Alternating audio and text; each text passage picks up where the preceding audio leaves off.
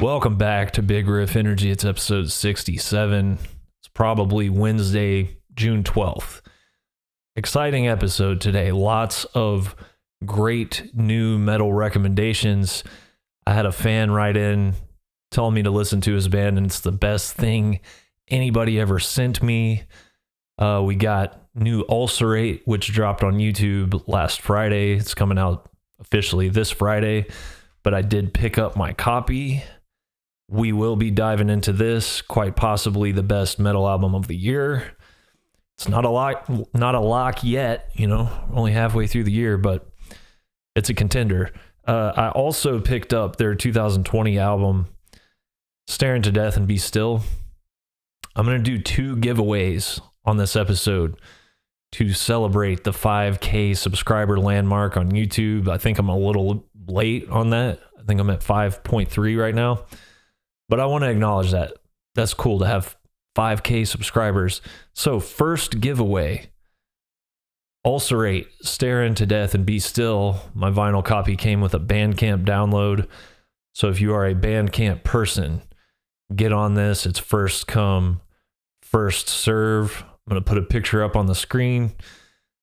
But I feel like I should make it fair to the listeners. So go to dmp666.bandcamp.com/yum, Y-U-M. I never understood that. And type in the code JDCEXDT8. Free copy of one of 2020's best metal albums, if not the best metal album of 2020. And did Ulcerate make the metal album of the year? It's possible. Is Ulcerate the best extreme metal band on earth right now? It's possible. We're definitely going to crack into that. First, I'm going to discuss some other new releases that are here behind me, and stick around till the end of the episode to find out how you can win a big vinyl prize package that I will personally mail to you. It'll include a couple of these albums behind me and some other things, but yeah, a couple favorite releases from last year, a couple Spirit Adrift releases for those of you who may not currently own them. Stick around till the end of this episode, find out how to win 6 or 7 free brand spanking new vinyl records. Zapotely, Beating the Drums of Ancestral Force. You see it right here behind me. Great album. I like it a lot. You know what? I have to acknowledge the fact that I've seen people comparing it to Nile, which I sort of understand if you're just talking about the presentation. I mean, it's similar presentation in a sense, although Nile is about ancient Egypt. It kind of takes place in ancient Egypt spiritually and musically. It sounds like ancient Egypt, and they're using instruments from that region and big cinematic sounding parts that really, bring to mind ancient Egypt and crazy, unexplained evil and, powerful stuff.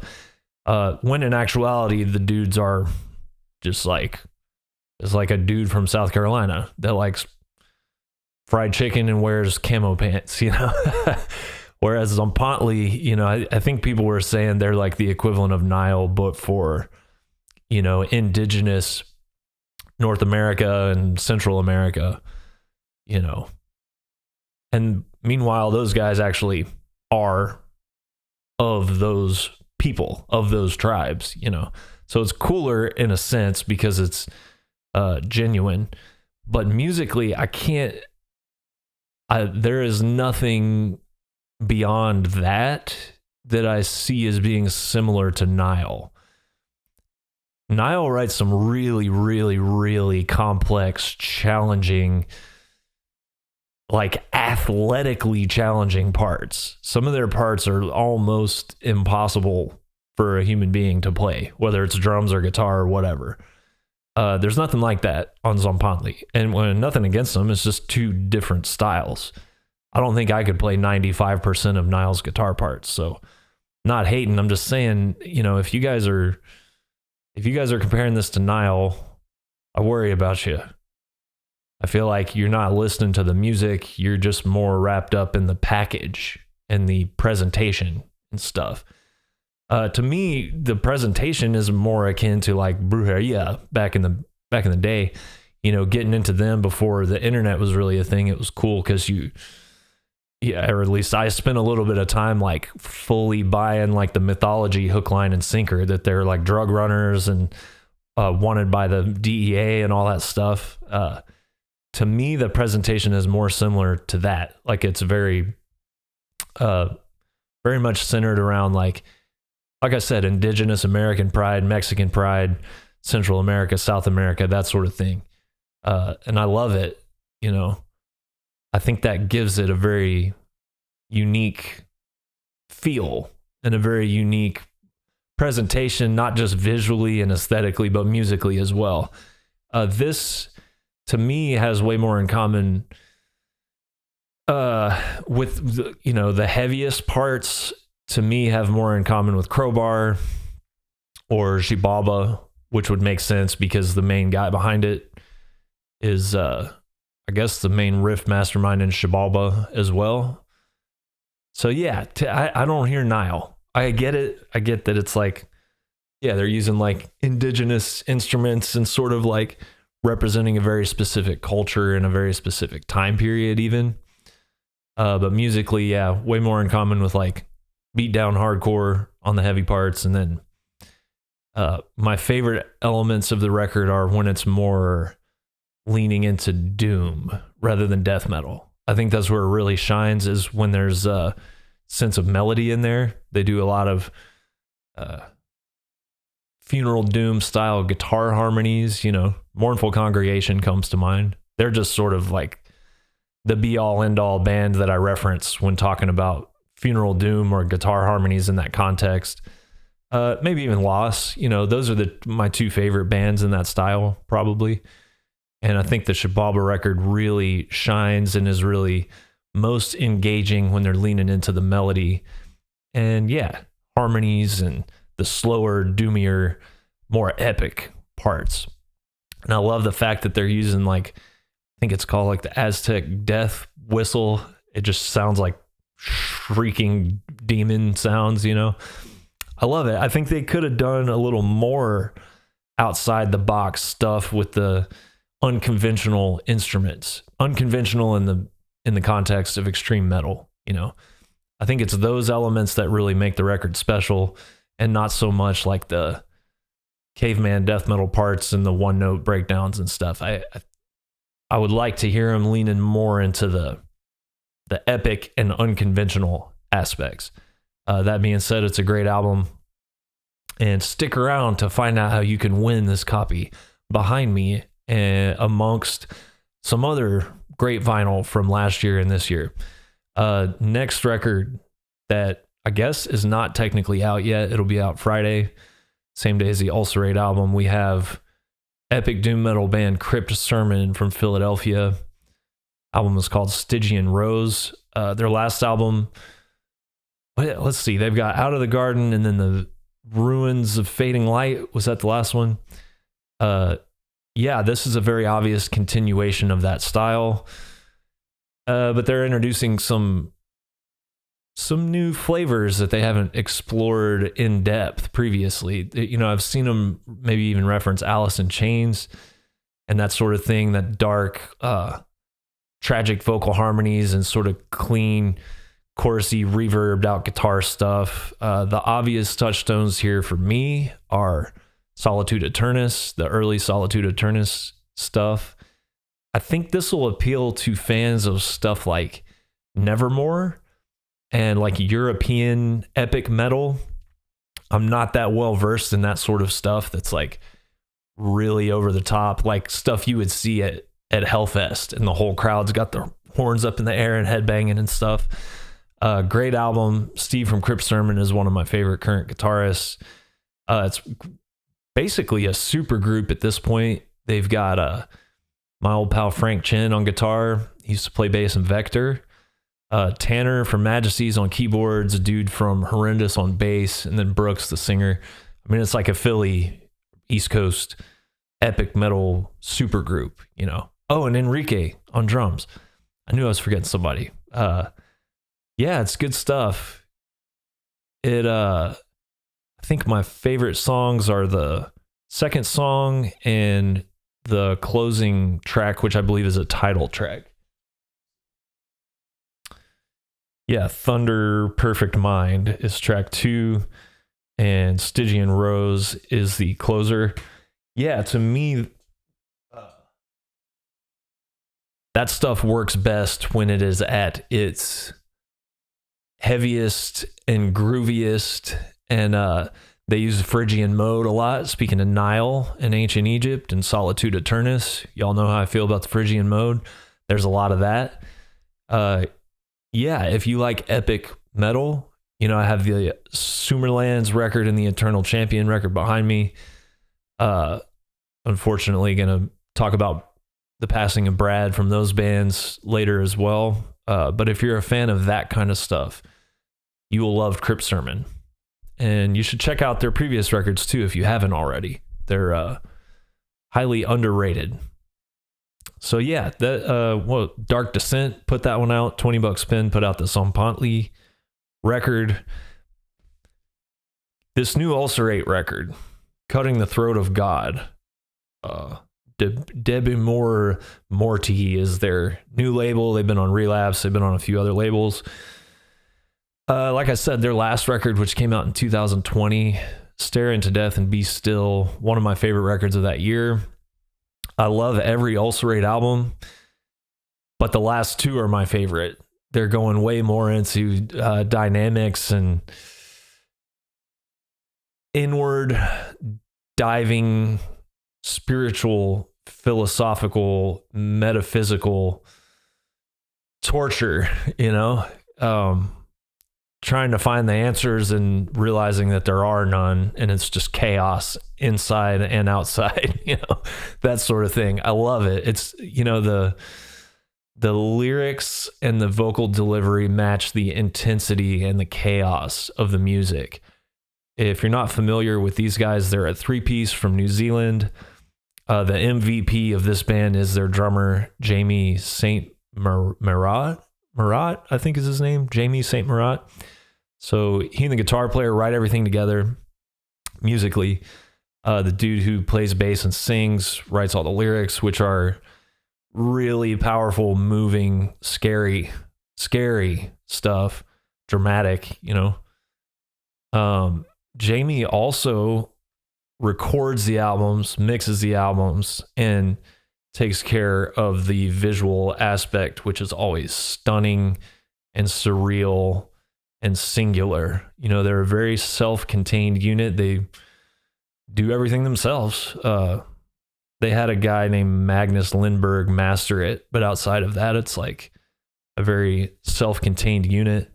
I read an interview with Jamie about that. I would love to get him on the podcast. Talk about a brilliant guy. You know, I love going to the YouTube comments when a new album like this drops and reading the comments and just seeing people voice their appreciation for real art. And I saw people, what do you call them? I would just call them extreme metal. And I feel like this is a band that if you are into metal, you should like them no matter what. Like every single one of us that's into metal for real should like this band. And it shouldn't matter, you know, if you're a necro cult underground guy, the production's really good, but that shouldn't matter. If you don't like screaming and you're more of like an old school guy, the vocals are insane. He's screaming and growling and stuff, but it's like so emotionally moving and tortured and tragic and complex. There's so much depth even behind the extreme metal style vocals. You know, I feel like this is a band that if you're into metal and you don't like them, I don't understand you, and I'm frightened of you, and not in a cool way. They haven't ever put out a bad album, and the last two are like timeless pieces of art. You know, it's real deep, profound art. People in the comments were saying they're like the mastodon of black metal. All kinds of stuff, you know, saying that they encapsulate all the suffering and terror and beauty of the human experience and all that. So I would just call them an extreme metal band. You know, to me, Jamie, the drummer, is sort of, I hear him as being a hybrid of like Flo Monnier from Cryptopsy and Neil Peart from Rush. I read an interview with him and he listed off a lot of non-metal drummers as influences, jazz drummers and old classic guys. The guitar stuff is confusing how good it is because it is incredibly dissonant and sounds so wrong and evil and unnerving. But at the same time, it has like a crushing atmosphere of melancholia. You know, it's very melancholy. I don't know how you would write stuff that is this evil and scary, but also sad, but a little bit hopeful and melancholy and tragic. You know, I've spoken about the band Suffering Hour a lot on this podcast. They're on Profound Lore, and it's a chicken or the egg thing. You know, I'm sure Suffering Hour was inspired by Ulcerate, but I'm hearing even more of like a Suffering Hour type guitar tone on these later Ulcerate records. A lot of chorus, things are double tracked, and you know, he's bending strings up to open strings, and it's just creating this warbling, almost like siren-like dissonance. And then things resolve into just, it's great, man. If you like metal, you almost feel like you have to like this band. Us passionate metalheads can agree to disagree on a lot of stuff, but I think this is the best extreme metal band that exists at this moment in time. I'm not saying they're the best extreme metal band of all time. Although shit, this is album 6 or 7, so they are steadily climbing that mountain, which they'll eventually put a flag in. You know, I think they're in an all-time great discussion, no doubt. But for my money, there's not an extreme metal band that's better for what I like. Big riffs, intelligent, meaningful music and lyrics, super passionate, emotional vocal delivery, great production that's not slick and uniform sounding. It doesn't sound like the Nuclear Blast conveyor belt production style, the modern like crushed mastering war type of thing. Like it's organic, it breathes. The production itself almost lends an even more emotional quality to the whole thing. Man, this shit is what metal and music and making art is all about. God damn it. Ulcerate, cutting the throat of God. I thought Staring to Death and Be Still was the hardest, most badass album title ever. And maybe they were aware of that because they're like, how are we going to top that? Cutting the Throat of God, Ulcerate. It'll be out Friday. It's on YouTube now. Go check it out. And, yeah, I'm going to talk about a couple more little things, answer some fan mail, and again, stick around and I'll tell you how to win a bunch of records. I'm going to give away the Zapotely record. I'm going to give away the Crypt Sermon record. You know what? I'll just tell you what I'm going to give away one of last year's best records, Poison Ruin Harvest. I love this for fans of real old school hardcore punk and creepy synth and Killing Joke. Relapse came out last year. I love it. And also going to give away a copy of not the new Resin album, but the previous one that came out last year, Solace. They're on tour with Paul Bearer as of today, I believe. Yeah, and I'll give away a few Spirit Adrift records that I have lying around if you don't already have them. Man, I'm going to talk about Brad from Eternal Champ and Sumerlands. I wasn't super tight with him or anything like that. I think the first time I met him was when Spirit Adrift played with Eternal Champ in Denver at one of the True Brewing Bacchanals. I am tight with some of his bandmates, and my heart goes out to them and his family and everyone that loved him and appreciated his unshakable 4-string presence on stage and just big-hearted kindness. He was just very nice. Every time I saw him, he was extremely nice and yeah, just kind, man. I almost didn't even want to mention it because I'm getting so fucking sick of doing this, but I don't want to disrespect a guy like Brad who was awesome just because so many people are dying too young. It's weird. He's 36 years old, same age as me. Always real weird when that happens. But yeah, I just wanted to mention the guy and send some love out to his bandmates and his friends and family. Yeah, he played bass for Sumerlands and Eternal Champ and Stone Dagger. I'm not sure how active they were, but I know they were playing here and there. Another great sort of Philly-based band. But figured I'd do like a collected works here. And I'm not sure that he played on the first Sumerlands record, but he is credited in there. Great album. I think it's just self-titled. Came out in 2016 on Relapse. Again, a band that if you like metal, you have to like them or there's something wrong with you, especially that first album. A fucking incredible record, one of the best metal records of the 2010s. For fans of old school 80s new wave of British heavy metal, Black Sabbath, traditional doom metal, just like metal with clean vocals and great riffs and harmonies. You all know about Eternal Champion, I'm sure. Ravening Iron came out in 2020, also one of my favorite records of that year. I think that and the Ulcerate record were right there neck and neck for number one, if I'm not mistaken. I still listen to them both a lot. Ravening Iron, Eternal Champion. Been fortunate enough to jam with them, see both bands, run into Brad.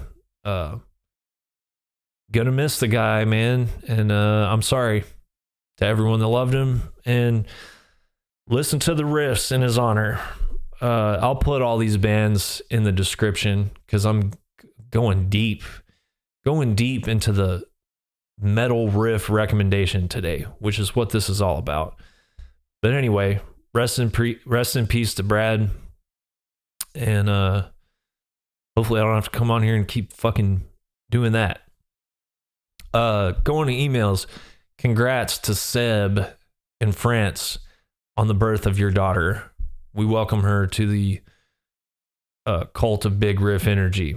I got all your recommendations and all your interview ideas and stuff. Appreciate that, dude. Devin from Canada. Oh, yeah. Hello, good sir. Big fan of the show from Newfoundland, Canada. I watch every episode. Thanks for all the great new and old music recommendations. I actually became a fan of your show before I heard Spirit Adrift. Now I'm hooked. Between your podcast and the Finriz Metal Pact, I must thank both of you for playing a big part in keeping me sane and entertained. Yeah, dude, I love Finriz's show. I was just listening to an episode the other day, and he was talking about, he was doing commentary for one of the Dark Throne songs from the new album.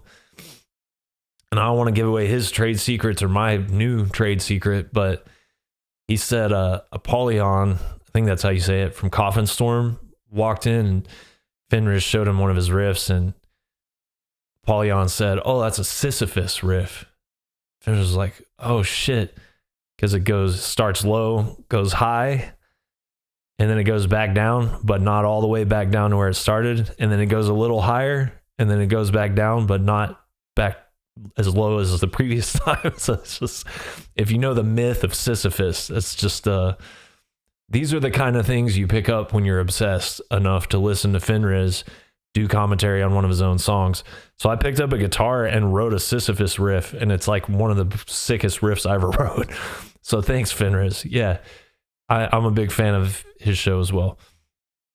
Anywho, this is a pretty shameless, will you check out my band request.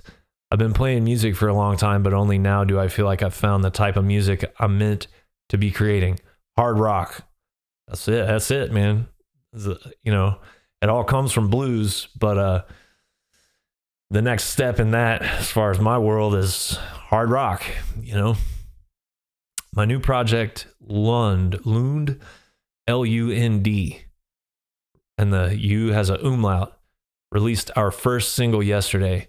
I like to see it as having the hard rock of Thin Lizzy, melodic sensibilities of Depeche Mode, and the edge of Dark Throne. I'd be absolutely overjoyed if you checked it out. We're working on a bunch of songs and we'll be releasing them as singles as we finish them. The project is just my buddy Ted Sampson and myself. Hope you dig it, brother. Keep rocking. Look forward to hearing the new project you're working on. Guys, okay, go to Lund, Lund, 709.bandcamp.com. I'm going to throw the single artwork up here. I get sent a lot of stuff. And, you know, I'm not a record producer or engineer per se. But every record producer and engineer and person that's really deep in this shit that I know, they don't even listen to music because they just are so inundated with stuff all the time that it's almost impossible to A, find the time to listen to something purely for enjoyment or recreation, and B, you kind of burn out. Like you hear enough stuff that you're just like, oh my God, you know, it can get a little more challenging to get excited and like physically riled up by stuff. The longer you're in the trenches of the big riff game. Sometimes I have to literally force myself to listen to stuff. And so fortunately I did that when I was getting set up for this episode, and I copy and paste the emails into a document here, and this was the first like legit question. So I saw the ancient sea. I was just typing it in real quick as I'm getting set up, and I played this single, and guys, this is the best thing anybody's ever sent me. It I talk all the time about I'll hear a band and the music is sounding killer and the guitars are fucking shredding these really smart harmonies and the bass is rocking and the drums are locked in, and then the vocals start and I'm just like, God damn it, and it's just not quite up to snuff with everything else that's going on. This is dude, when you started singing, it brought a tear to my eye. No bullshit, man. Bringing your Bandcamp up right now. Yeah, Ancient Steel by Lund. So I just stopped what I was doing. I stopped setting up for the episode. I listened to the whole song, read the lyrics. Dude, it has like so Devin and his buddy Ted did everything. Devin, you did vocals, guitar, drums, wrote the lyrics, and then your buddy Ted did bass and recorded it, mixed it, mastered it. You don't need to involve anybody else in this shit, dude. You guys should make a record, and I'll help you try to find somebody to put it out. If you want, we can team up. I'll literally I want to own like a vinyl copy of this. When you started singing is when I was sold. I can tell you double track the vocals, and they're not perfectly accurately doubled, which is like a whole vibe that's missing from a lot of newer stuff. Ted did a great job too, man. The production is like necro in the best possible way, lo-fi in the best possible way. Sort of reminds me a little bit of like the first Witchcraft song on the first Witchcraft album, which is my favorite thing they ever did. I'm sure they were using like actual vintage gear and tape and stuff like that. But it's all of that stuff is just to capture a vibe.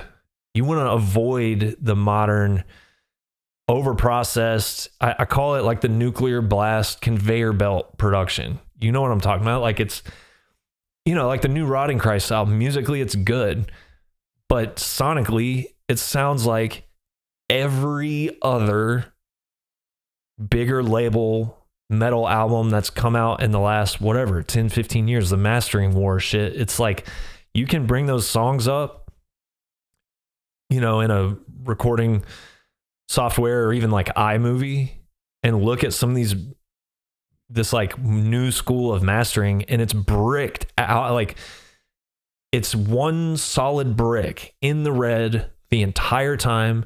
Not even a fucking hint of mastering dynamics. There's no peaks, no valleys, no nothing.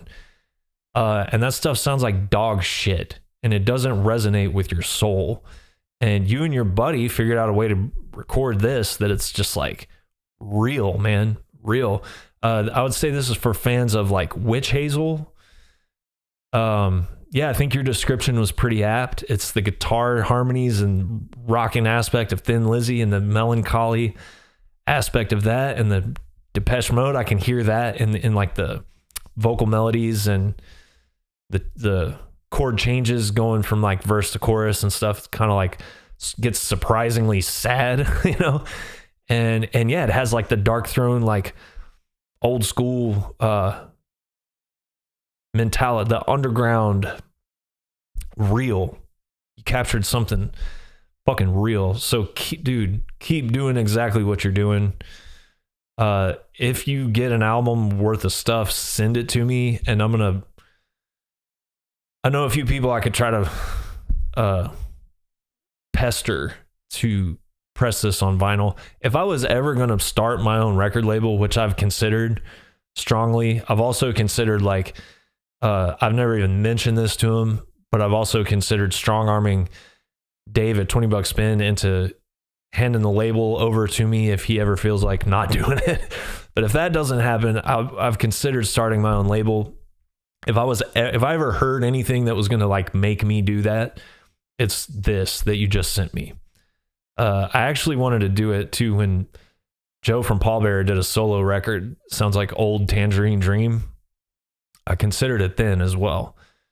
But man, thank you for sending this, and thank you for doing what you're doing, because it is desperately needed. I loved it. Yeah, Lund, Lund. Everybody go check it out. Ross from Maine, who plays guitar for Mast. I'm sorry, Ross, I didn't get a chance to check out Mast, but I will. And everybody else should go check them out. Here's what Ross says. Greetings, my Riff Hog Tone Titan. All right, I'll take it.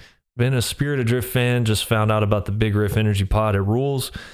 Been my first band, 4/5 of the band's first band also, at the ripe age of 29. Haha.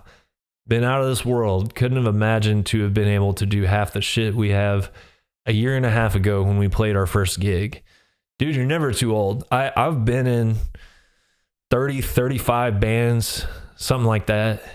And I got to have some cool experiences at certain levels of like touring and working in studios, and got to do cool stuff. But dude, I didn't really play in like what I would say. This is no disrespect to any of my previous bands. Most of them were like my own brainchild, so I'd be dissing myself before anybody else. But I didn't play in like quote unquote real bands until I was 27. I got sober at 27. And that's like right when I started Spirit Adrift, right when I joined Gatecreeper. So 29 is not that much older. Anyway, we opened for the Obsessed, For Christ's Sake. And Jeff Olson of Trouble came to see us. According to him, he told us our energy and style reminded him of the early days of Trouble. I'm still in disbelief and feel unworthy of that comment. Dream after dream coming true. Woodwright put me on their website alongside Matt Pike, Jimmy Bauer, and Mike Scheidt. Makes no sense. We don't know what the fuck we're doing. Cheers from Maine, my riff hunting brother. Hell yeah, man. It's good to be humble. Everybody go check out Mast, M-A-S-T, from Maine. I will tell you this, dude. It's good to be humble, but don't ever think that you haven't earned something. You know deep down if you've earned something. If you guys are putting in the work, writing, practicing, grinding, treating people right, treating yourselves right, treating each other right, you've earned it. You know, there's a reason that you're opening for these bands, and you would have no idea how much touring bands appreciate it when a local opener doesn't fucking suck. Like, I don't want to say which tour specifically, but Spirit Adrift did a tour where there was 1 or 2 local openers on every show. And these motherfuckers, not only would they totally suck ass, there were some good ones. So, if we were nice, like, if the band we were on tour with was nice to you and we were nice to you, just know that I'm not talking about you. But, like, not only would some of these bands completely fucking suck, they would play like 10, 15 minutes over their allotted set time. And you have no idea what a fucking slap in the face that it, not really of us, because, we were direct support or whatever, but, like, you're fucking up the whole show when you do that. So I believe Jeff Olson when he gave you guys a compliment. I'm sure you know what you're doing if you're on the Woodwright site. And congrats, man. Yeah, just keep it up. Keep it up, and don't take anything for granted. Keep that humility, but also nobody knows what the fuck they're doing. You said you're on the website with Matt Pike, Jimmy Bauer, Mike Scheidt, and then it makes no sense because y'all don't know what the fuck you're doing. Guess what? Neither do any of those guys. Neither do I. Neither does anybody. Neither does the fucking president of the United States, dude. You do this shit for long enough, or you do anything for long enough, you realize that there is nobody that has any idea what they're doing. You're just doing the best you can when you wake up, in between waking up and going to bed. And anybody that acts like they know what they're doing, they're full of shit. Believe me. And I think those 3 guys that we all look up to, who you mentioned, they'd be the first to acknowledge that they don't know what the fuck they're doing. They're just trying their best, man. So are you. Thanks for writing in. All right, I got one more piece of fan mail. It's kind of long, so I'm going to tell you how to win all this shit. Where's my other stuff? I am giving away, in honor of 5,000 YouTube subscribers, Spirit Adrift, Curse of Conception on Transparent Blue, Spirit Adrift, Forge Your Future EP on black vinyl, and Spirit Adrift, Ghost at the Gallows. It's a Revolver exclusive red vinyl. I think it was the rarest one. What are there, like 300 of them or something? If you hate Spirit Adrift, I'm also giving away Resin Solace from last year. Great album for fans of psyched out, doomy, beautiful, layered up stuff. Giving away Poison Ruin, which came out on Relapse last year. The album's Harvest. Great album. Punky, killing jokey. Giving away Zapotely, Beating the Drums of Ancestral Force. And last but not least, Crypt Sermon, Stygian Rose. These are all great albums. Well, the other band, I can't speak for myself, but share Big Riff Energy on social media. Whatever your preferred choice of social media platform is, you can share this episode or just share the channel. And write me an email, bigriffenergy@gmail.com. In the subject line, just put 5K. That's all you got to do. And we're on the honor system here. I can kind of see how stuff is shared on YouTube, but Spotify, Apple, all that. I'm going to be honest, guys. I'm not going to look to like check that you shared it on social media. So, honor system. Share this podcast. Spread the word.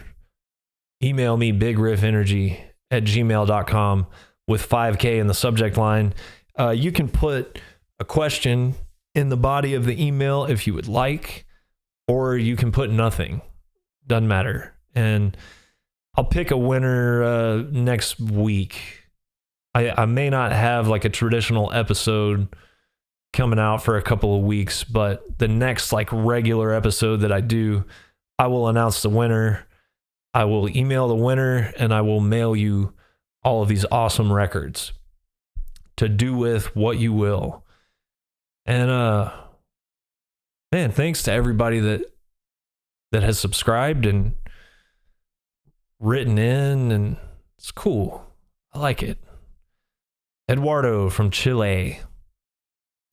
This is the last one, and I will bid you adieu. Hi, Nate. First of all, I want to congratulate you for your work doing this podcast. It's amazing to notice that there's so much in common between people from the most different backgrounds just for the kind of music they are into. Eduardo. So Edu, is that how you say it? I'm Edu from Chile, currently living in Pamplona, Spain. That place where people run in front of bulls and some narrow streets in a fiesta 9 days a year. Judas Priest will be playing here on June 15th with Saxon and Uriah Heep. Of course, I'll be there. I consider myself a lifer, listener in this big riff energy kind of music deal since I was like 14 years old. When I discovered Iron Maiden, I couldn't stop listening to heavy music, always looking for new artists and records that were related to it. Then I discovered Black Sabbath, and that was it. Yeah, me too, man. I was just listening to Master of Reality last night. It's like, never gets old, dude. In this regard, I'd acknowledge that we share a lot of feelings with our favorite artists and records, and I thank you a lot for your recommendations. For this reason, I also wanted to write you. There's a couple things that maybe you'll enjoy, and in my opinion, belong to this big riff energy circle. I'm pretty sure that you know them, but just in case you don't, it would be good for you to give it a try. First one is the record V. Halmstad from Shining from 2007. I know that maybe you don't like this kind of group or classification where people tend to tag this kind of music, but for me, it is a great fucking record, a lot of superb riffs on it, and a great guitar sound. I haven't seen all your episodes. Maybe you already talked about it, but I'd love to hear your thoughts on it. If it's Shining, the black metal band, I'll check it out. I like a lot of black metal. I clown on black metal because the fan base and the dudes in the band are like the giant biggest pussies in the entire world and just fucking dorks and full of shit, you know? There's nothing I hate more than someone that's a hypocrite or full of shit, and all these guys talk about is evil and stuff, and they're the most giant cowards on earth. But you know, I do like a lot of it, and that doesn't apply to all of them. You know, guy from Dissection was clearly like about it. I think the dude from Shining is always in trouble or something. I like some of the more like polished symphonic stuff too. Like Sons of Northern Darkness is incredible, man. I love that record. I love, Satyricon Now Diabolical was the first Satyricon record I heard. Still probably my favorite. So I almost like the poser black metal more than like the true underground stuff. But I love Blaze in the Northern Sky and all kinds of stuff. But I'll check that out. Yeah. The other thing I wanted to show you is, for me, one of the greatest artists regarding to metal and rock music that came out from my country, the guys of Yajaira. It's Yajaira. Big riff energy lifers, great guys, also great musicians. I don't know if you like to listen to music in other languages, but you should check out these guys. There are only 2 records. One is Lento y Real, slow and real, and the other one is La Ira de Dios, something of the days. Great music and great riffs. These guys don't mind playing in front of 15 guys in a small bar in Santiago or other cities, even though they supported Metallica and Black Sabbath on their Chilean tour dates. Give them a try and tell me your opinion, please. I think I did listen to a little bit of that Slow and Real album a couple weeks ago, and it was rad, man. Old school, big riffs. I'll listen to them a little bit more. But yeah, everybody go check them out. Yajaira, Yajaira.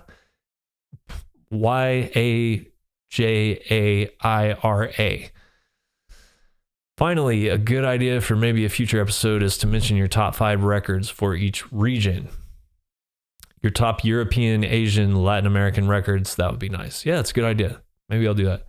Cheers, and thanks again for the effort you are putting on getting this podcast out and for considering these suggestions. Best wishes. Thanks for writing in, man. I love that there is international community centered around big riffs, and I can help facilitate that. Yeah, that's it, I guess. Check out Ulcerate, Cutting the Throat of God, coming out on Friday. Pick it up. I ain't giving this one away. It'll be on the year-end list, most definitely. And yeah, email me, bigriffenergy@gmail.com, 5K in the subject line. I'm going to send you a bunch of cool records that I like. Share this on social media. Subscribe if you have not already. And got a few things I'm thinking about doing coming up. And that's it. What else? I'm going to think for a minute. Rest in peace, Brad Rob from Eternal Champion. Fucking drag. And God damn it, nobody die between now and the next episode. Okay? Thanks. Getting fucking sick of that. See you guys next time.